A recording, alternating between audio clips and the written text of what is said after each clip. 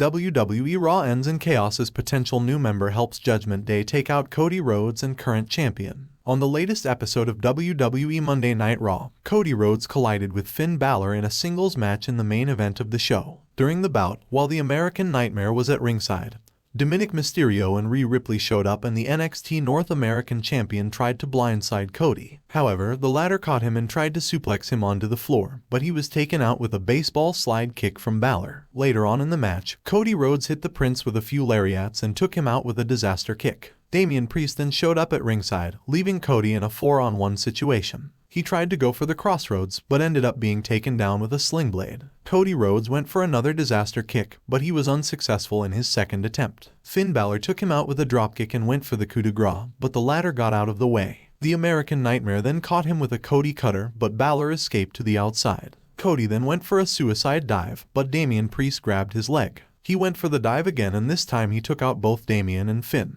Back in the ring, Balor nailed his opponent with a superplex after Rhea and Dirty Dom interfered. Dominic tossed a steel chair into the ring but the referee saw it. Damian Priest tried to give Balor his Money in the Bank briefcase but Cody Rhodes got it instead. Rhodes took out both men with the briefcase while the referee was distracted and hit Balor with the crossroads to win the match. After the bout, Judgment Day assaulted Cody in the ring, which led to Sami Zayn coming out with a steel chair to make the save. JD McDonough then attacked Zayn, which allowed Priest and Balor to beat up one half of the WWE Tag Team Champions. In the end, the Archer of Infamy sent Sami Zayn into the announce table and the Prince hit Cody Rhodes with another coup de grace. The Judgment Day then embraced in the ring on WWE Raw. Roman Reigns wins again with the help of a new member of the Bloodline. WWE Clash at the Castle 2022 is finally in the history books. The recently concluded premium live event accounted for a memorable show riddled with countless jaw-dropping moments. 3 titles were on the line, but none changed hands. Additionally, we saw new allies make their presence known, courtesy of one surprise return and one interesting debut. Here, we look at some of the biggest flops and hits from WWE Clash at the Castle. So, without further ado, let's begin. Number 1 hit at WWE Clash at the Castle, Drew McIntyre. No superstar had more momentum on their side ahead of WWE Clash at Castle 2022 than Drew McIntyre. The Scottish Warrior got his long-awaited shot at the undisputed WWE Universal Championship in front of his home crowd.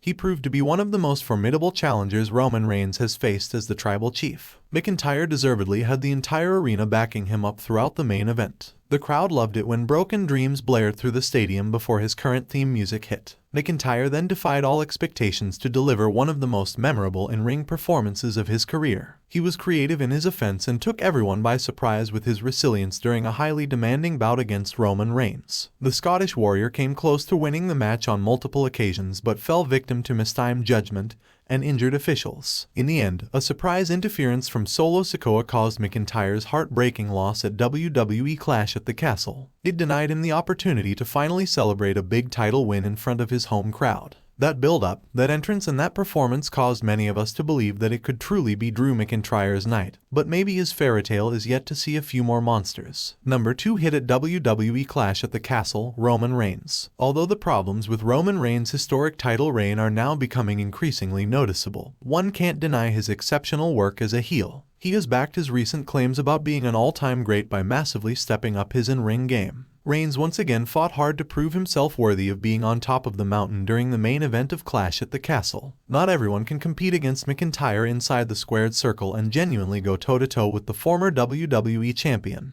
The Tribal Chief exceeded expectations regarding his much-awaited battle against the Scottish Warrior. He also nailed the in-ring narrative when he perfectly showcased his awe and frustration every time McIntyre kept getting back on his feet. All was well until the match's final moments when Solo Sikoa showed up to help Reigns retain his title against McIntyre. WWE understandably wanted to protect Drew McIntyre by booking an interference to finish the match. However, it once again showed that Reigns needed someone in his corner to win his battles. It's now an expected pattern in all his title matches, which has had an adverse effect, as many think his reign is monotonous. Well, the creative team finally changed their approach towards booking in the world title picture after WWE Clash at the Castle. Number 3 hit at WWE Clash at the Castle, Sheamus. Tonight at WWE Clash at the Castle, Sheamus challenged Gunther for the Intercontinental Championship to kickstart the main show. The two superstars delivered one of the best title matches in WWE this year as they put on an unforgettable showing. Brilliant from start to finish, the match had the perfect mixture of in-ring action and drama. Although Sheamus couldn't dethrone Gunther as Intercontinental Champion,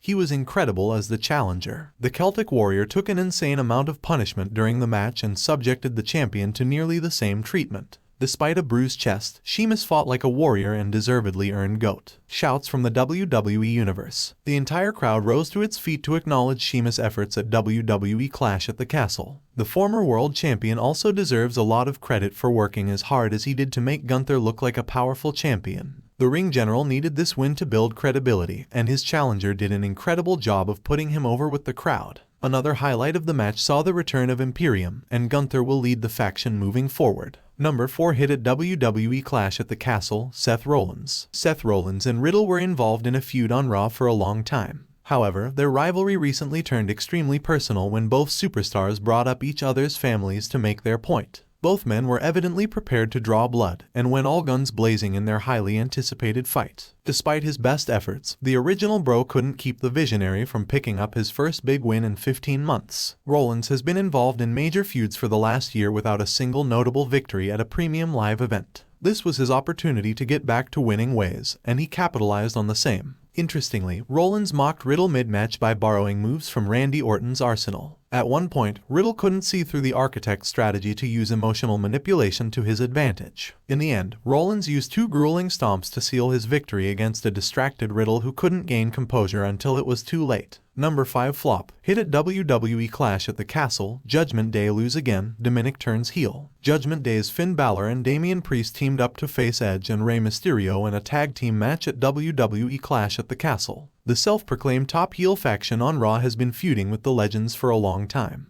Judgment Day had a shot at ending their rivalry and making a statement tonight. Unfortunately for them, Balor and Priest lost once again, which raises questions about their claims about being the most dominant faction on the Red brand. Balor finally got a chance to compete at a major show in front of his hometown crowd, and could have used a big win to gain momentum. He did put on a stellar showing, much to his credit. Additionally, it took a combined effort from Edge, Domink and Rey Mysterio to compromise his advantage, which helped protect Balor's credibility. It wasn't the best decision to see Judgment Day lose, but at least this might allow everyone involved to move on to something new. Like every dark cloud, this match had a silver lining but didn't appear until after the celebrations. Rey Mysterio prompted his son Domink to join him and the rated R superstar in post-match adulation. However, Domink responded by hitting Edge with a low blow and then attacking his father, cementing his heel turn. He desperately needed a new direction, and it will be interesting to see what's in store for Domink after WWE Clash at the Castle. No wonder Finn Balor, Damian Priest and Rhea Ripley looked so giddy after the match.